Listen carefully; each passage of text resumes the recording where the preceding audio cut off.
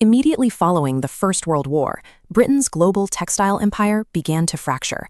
Manchester failed to modernize its equipment. Unable to compete with the highly industrialized operations emerging in the US, Germany, and Japan, Britain's cotton exports collapsed. In India, however, industrial production boomed. Local factories began running multiple shifts to meet new demands, employing masses of new workers for longer hours. Local industrialists seized this momentum to consolidate their position, substituting foreign imports and successfully capturing the domestic market. Looking at the sheer scale of these mechanized operations, the story seems straightforward. This matches the standard narrative of industrialization. Massive machines arrive, economies scale up, and traditional craft is wiped out. But if we only look at the massive new mills, we miss the reality of how 90% of the population actually experienced the machine age. This map shows the location of large-scale industries in India. As early as 1911, roughly 67% of all large factories were physically confined to just two regions, Bengal and Bombay. Furthermore, looking at this chart of the total industrial labor force in 1911, only 5% actually worked in registered factories. 20 years later, in 1931, that sliver had barely crept up to 10%. The vast 90% majority of industrial laborers continued to work in small workshops and household units, tucked away in alleys and bylanes, invisible to the casual observer. And this graph tracking production between 1900 and 1940 reveals a completely counterintuitive trend. During the height of the factory boom, traditional handloom cloth production actually tripled. Cheap machine-made bread had completely wiped out the traditional spinning industry in the 19th century. How did a decentralized traditional cottage industry manage to triple its output while competing directly against modern factories? Craftspeople do not inherently reject modern technology. They will adopt any innovation that improves their output, provided it doesn't push their operating costs too high.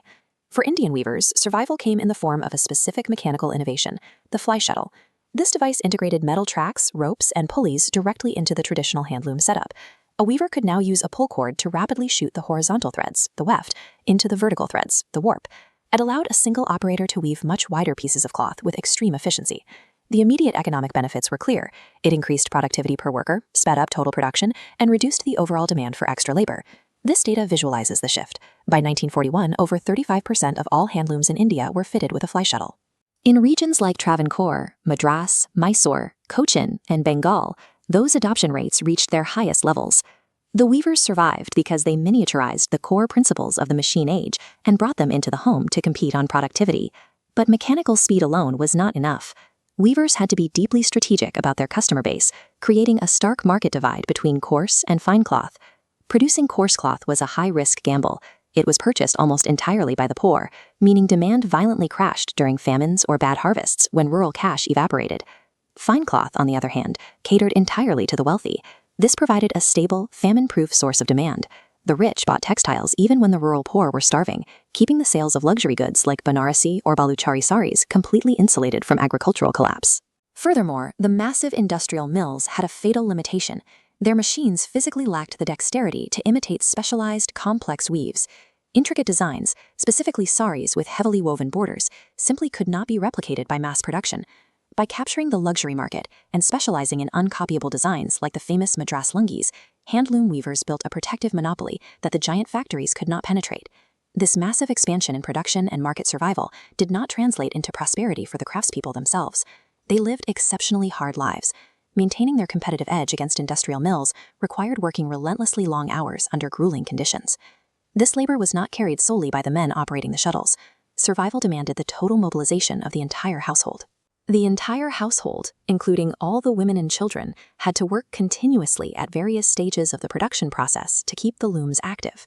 The tripling of production in the handloom sector was subsidized almost entirely by this intensive, often hidden family labor. Against overwhelming odds, these decentralized weavers survived by adopting targeted technology like the Fly Shuttle and systematically cornering specialized luxury markets.